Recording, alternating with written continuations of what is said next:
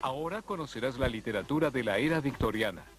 Toma nota de este cuestionario y respóndelo al finalizar el programa. 1. ¿Cómo llamó Mark Twain a la era victoriana? 2. ¿Qué temática examinó Henrik Ibsen en Casa de Muñecas?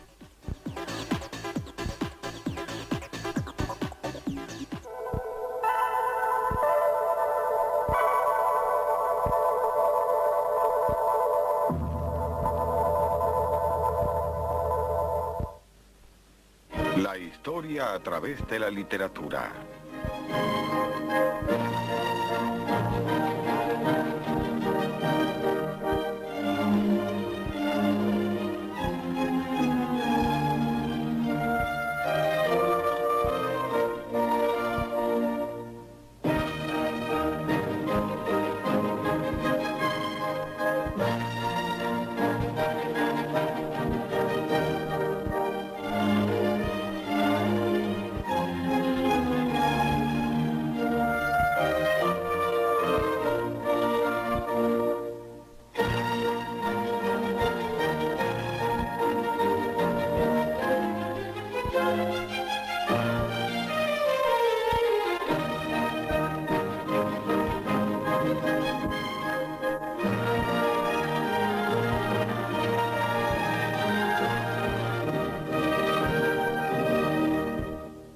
Imperialismo y progreso, la era victoriana.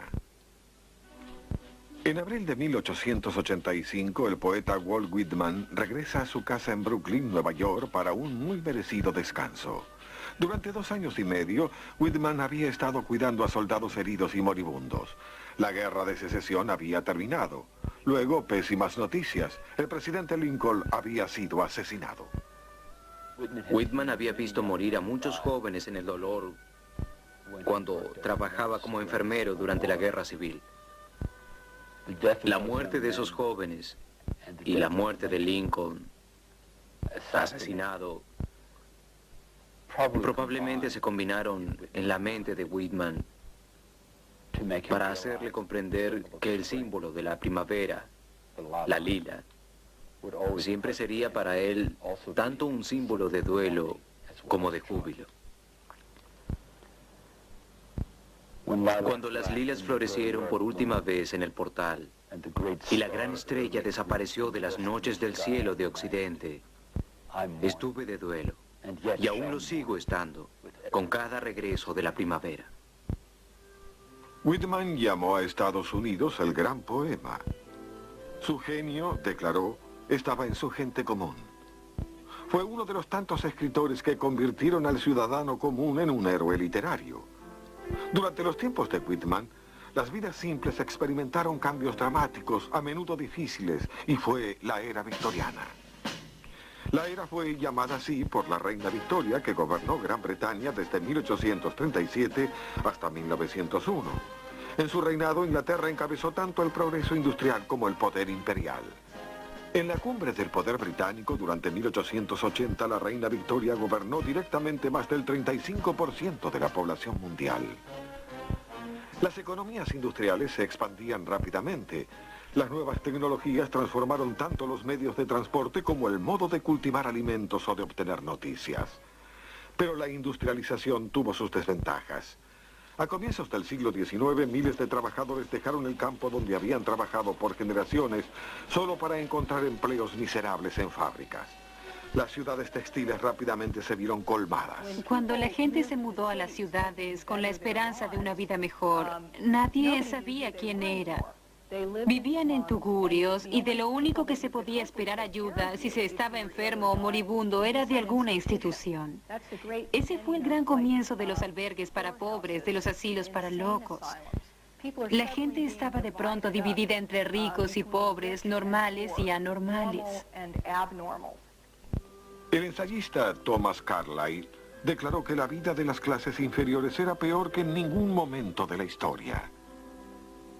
No es morir, o incluso morir de hambre, lo que hace al hombre desgraciado, sino es vivir miserablemente, trabajar dolorosamente y no ganar nada. Karl Marx, el fundador del comunismo internacional, hizo un llamado a una revolución industrial del trabajo. Trabajadores del mundo, únanse. No tienen nada que perder excepto sus cadenas. En 1848, las revoluciones lideradas por trabajadores disgustados hicieron erupción en varias ciudades, entre las que se encontraban París, Berlín, Praga y Viena. Pero la reforma llegó lentamente y los niños sufrían. La poeta británica Elizabeth Barrett Browning escribió: Lloran mientras los demás juegan en el país de los libres. Los niños trabajaban 16 horas diarias en las fábricas, apenas ganaban lo suficiente para mantenerse a sí mismos o a sus familias. Los niños a menudo eran separados de sus padres. Tenían que vivir por sus propios medios. Ser pobre en Inglaterra era un crimen. Si alguien se volvía insolvente, iba a prisión. Los protestantes evangelistas y otros liberales de entonces se pronunciaron contra el trabajo de los niños y a favor de la escuela pública libre, por la abolición de la esclavitud, la abstinencia de alcohol y derechos femeninos. Estas causas se propagaron por todo el mundo gracias a un progresivo movimiento misionero. Inglaterra y Estados Unidos fueron capaces de imponer sus valores sobre los demás porque estaban expandiendo su imperialismo. Inglaterra colonizó Australia, Nueva Zelanda y Hong Kong y conquistó Afganistán y el norte de India entre 1830 y 1840.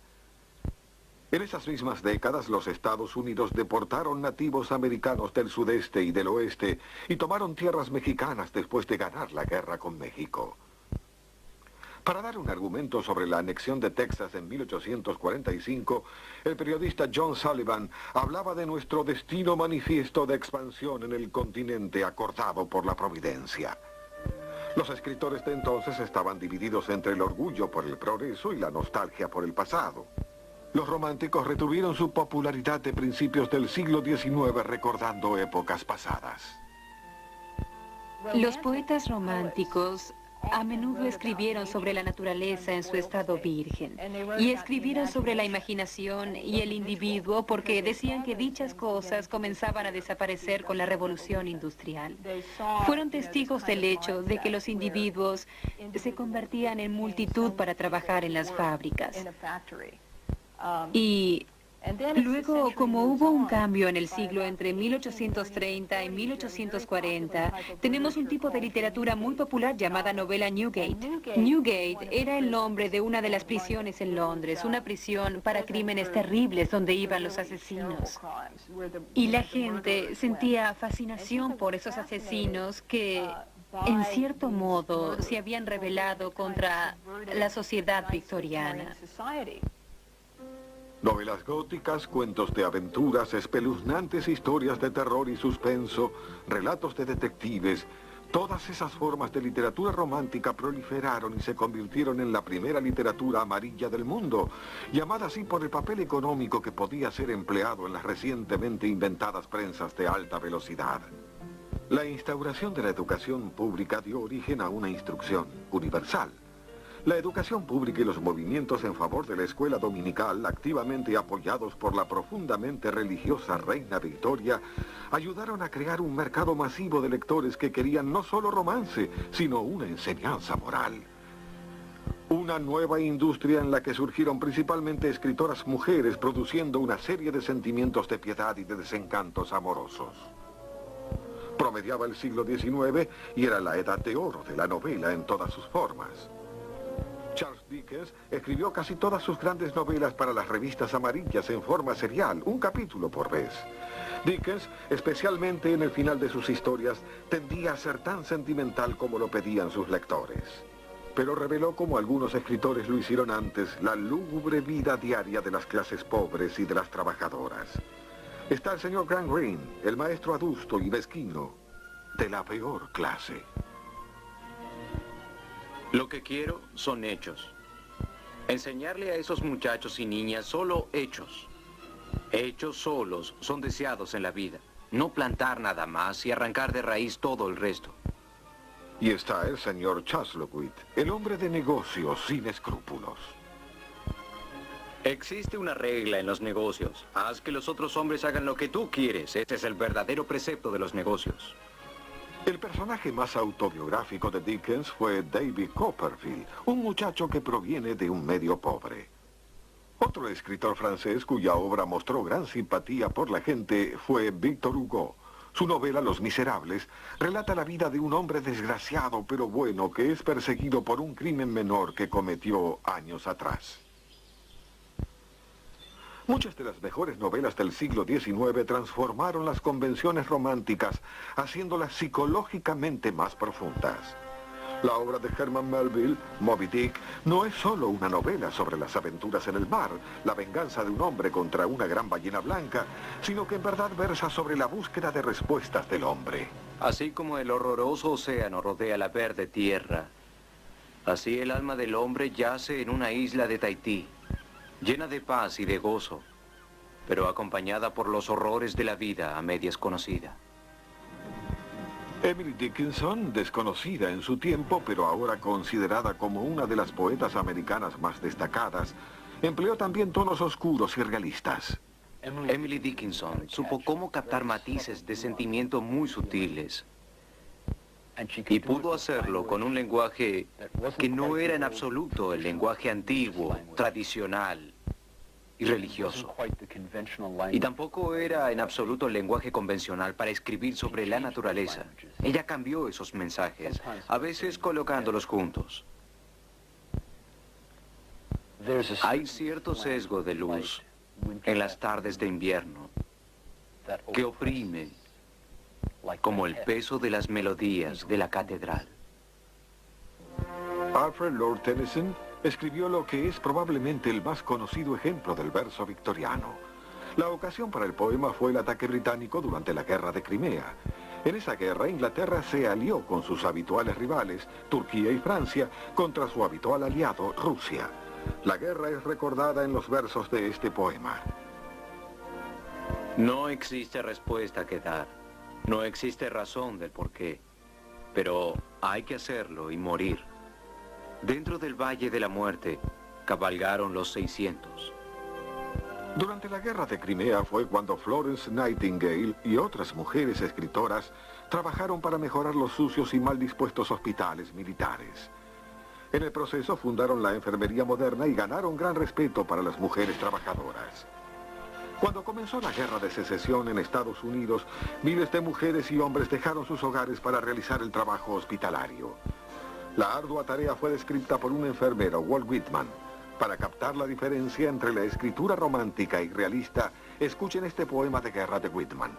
Sosteniendo vendajes, agua y esponja, directo y rápido hacia mis heridas voy. Soy fiel, no me daré por vencido. Los muslos fracturados, la rodilla, la herida en el abdomen. Eso y más vendo con impasible mano. Aún profundo en mi pecho, una fogata, una llama encendida.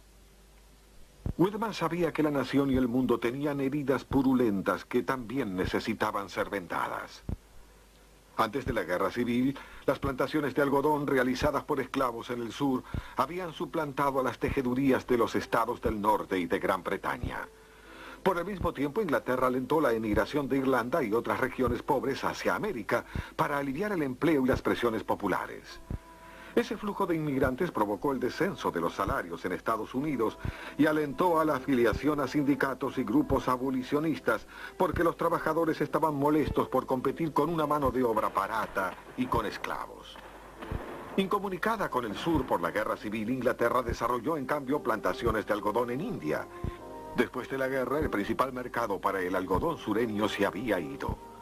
La pobreza y la persecución durante la posguerra hicieron que muchos afroamericanos del sur migraran hacia el norte, donde competían con nuevas corrientes migratorias de Europa.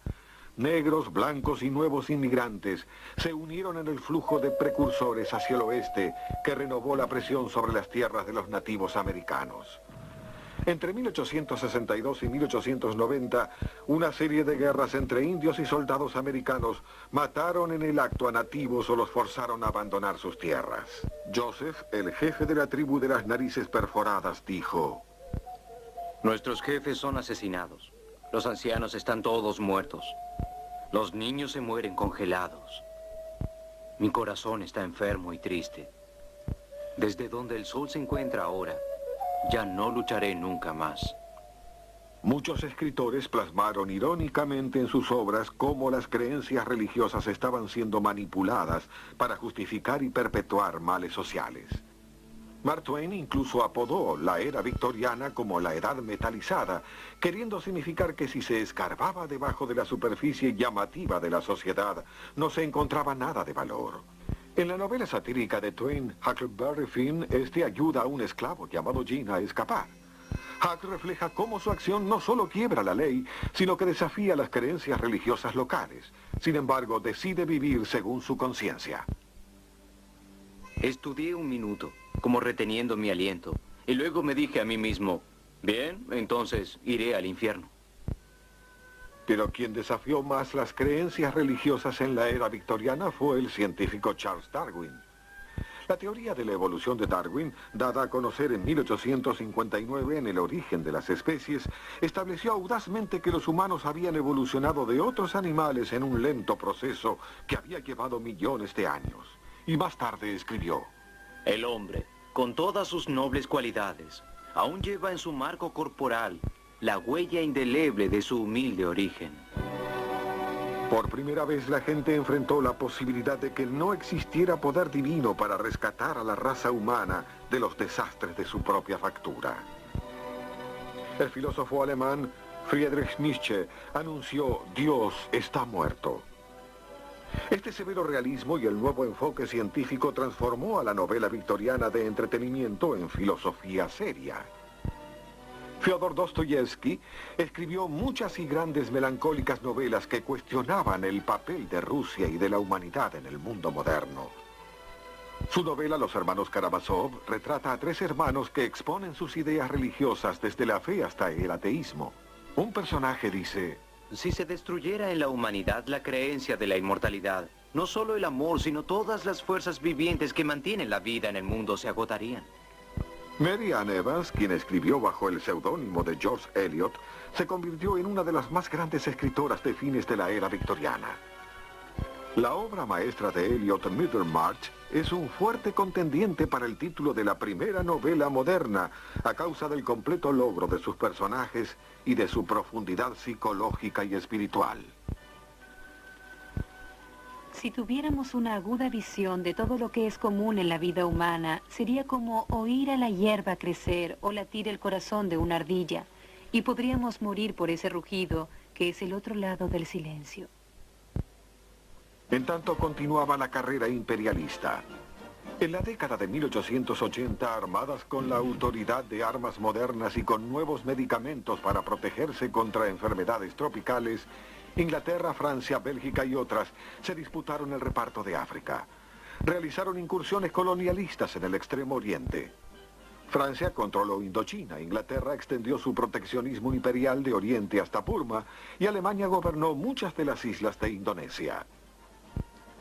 Rudyard Kipling fue famoso por su glorificación del imperialismo global británico, pero dedicó su más famoso poema al Congreso de la nueva potencia mundial, los Estados Unidos.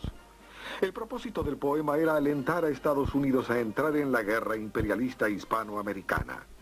Esa corta guerra, que tuvo lugar en 1898, dejó a Estados Unidos el control de Puerto Rico, Guam y Filipinas.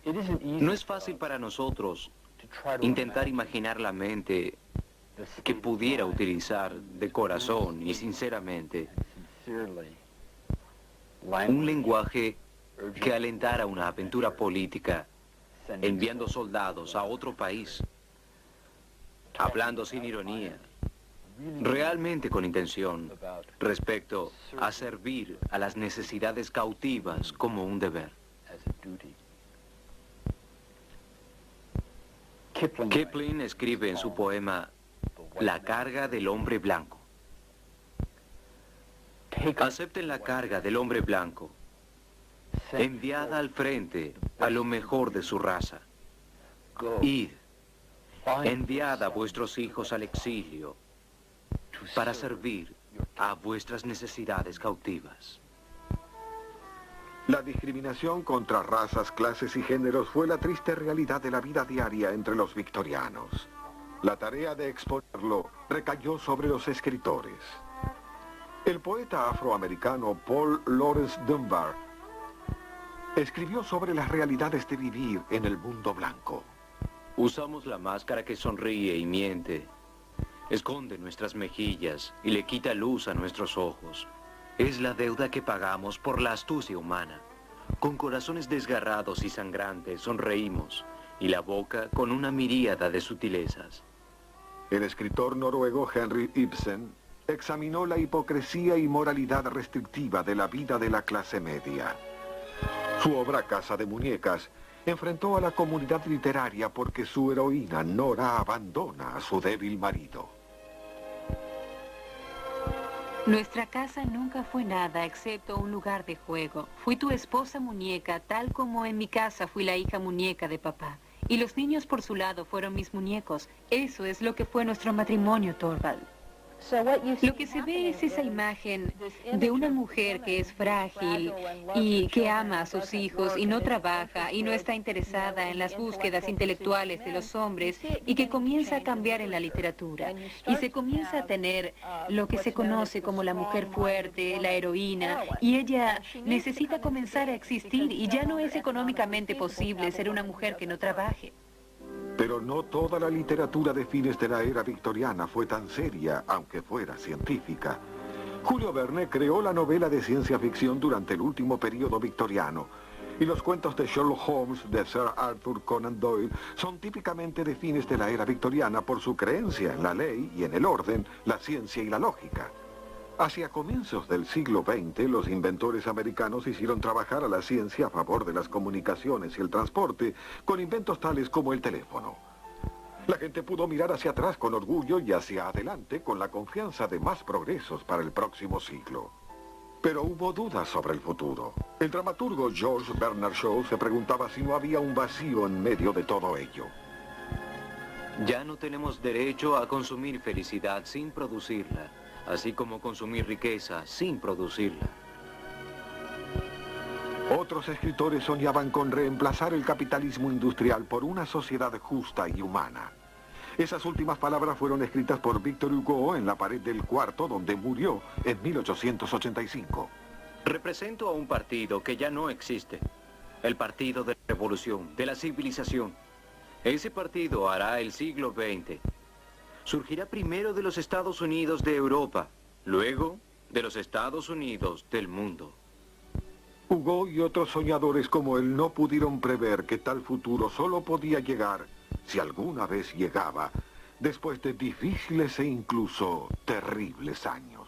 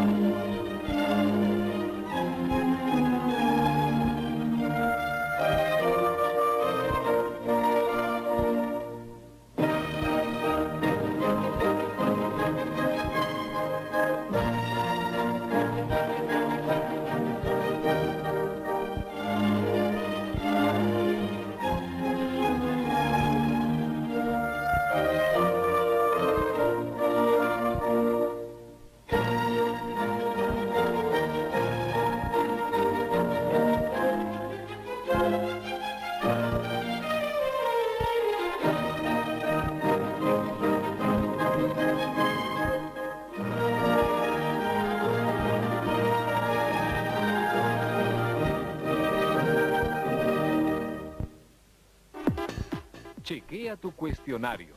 1. ¿Cómo llamó Mark Twain a la era victoriana? 2. ¿Qué temática examinó Henrik Ibsen en Casa de Muñecas? Respuestas. 1. Mark Twain llamó a la era victoriana la edad metalizada, queriendo significar que si se escarbaba debajo de la superficie de la sociedad, no se encontraría nada. 2. En Casa de Muñecas, el escritor noruego Henrik Ibsen examinó la hipocresía y moralidad restrictiva de la clase media. No dejes de ver el próximo episodio de La historia a través de la literatura, aquí en Educable.